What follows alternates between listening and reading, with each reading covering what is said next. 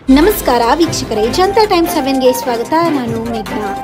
ಸರ್ಕಾರದ ಮೇಲೆ ಒಂದಷ್ಟು ವಿಶ್ವಾಸ ಏನಾದರೂ ಉಳಿದಿದ್ದರೆ ಅದಕ್ಕೆ ಈ ಮೂವರೇ ಕಾರಣ.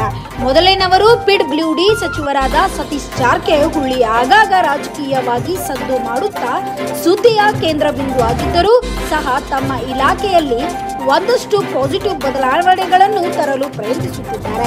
ಕೇವಲ ವಿಧಾನಸೌಧ ಅಥವಾ ತಮ್ಮ ತವರು ಜಿಲ್ಲೆಯ ಸೀಮಿತರಾಗದೆ ನಿತ್ಯವೂ ರಾಜ್ಯದೆಲ್ಲೆಡೆ ಓಡಾಡಿಕೊಂಡು ರಸ್ತೆಗಳ ಗುಣಮಟ್ಟವನ್ನು ಪರಿಶೀಲನೆ ಮಾಡುತ್ತಿದ್ದಾರೆ. ರಸ್ತೆಗಳ ವಿಚಾರದಲ್ಲಿ ಪಕ್ಷಾತೀತವಾಗಿ ಅವರು ನಡೆದುಕೊಳ್ಳುತ್ತಿರುವುದು ಅವರ ವಿರೋಧಿಗಳನ್ನು ಕೂಡ ಮೆಚ್ಚಿಸಿದೆ. ಇನ್ನು ಕೃಷ್ಣ ಬೈರೇಗೌಡರ ಕಂದಾಯ ಇಲಾಖೆ ನಿರ್ವಹಿಸುತ್ತಿರುವ ಇವರು ವಿವಾದಕ್ಕೆ ಆಸ್ಪದ ನೀಡದೆ ತಾವಾಯಿತು ತಮ್ಮ ಇಲಾಖೆಯಾಯಿತು ಅಂತ ಬ್ಯುಸಿಯಾಗಿದ್ದಾರೆ. ಜೊತೆಗೆ ಇಲಾಖೆಯಲ್ಲಿ ಒಂದಷ್ಟು ಪರಿಣಾಮಕಾರಿಯಾದಂತಹ ಬದಲಾವಣೆಗಳನ್ನು ತರಲು ಪ್ರಯತ್ನಿಸುತ್ತಿದ್ದಾರೆ. ಅದಲ್ಲದೆ GST ವಿಚಾರದಲ್ಲಿ ಆಗುತ್ತಿರುವ ಗೊಂದಲಗಳನ್ನು ಬಗೆಹರಿಸುವಲ್ಲಿ ಇವರ ಪಾತ್ರ ಕೂಡ ದೊಡ್ಡದು.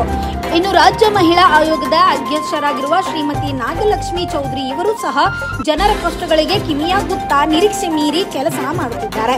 ಸಣ್ಣ ಸಣ್ಣ ಪ್ರಕರಣಗಳು ಸಹ ಮುನ್ನೆಲೆಗೆ ತರುತ್ತಿರುವುದರಲ್ಲಿ ಇವರ ಪಾತ್ರ ಕೂಡ ಹಿರಿಯದು.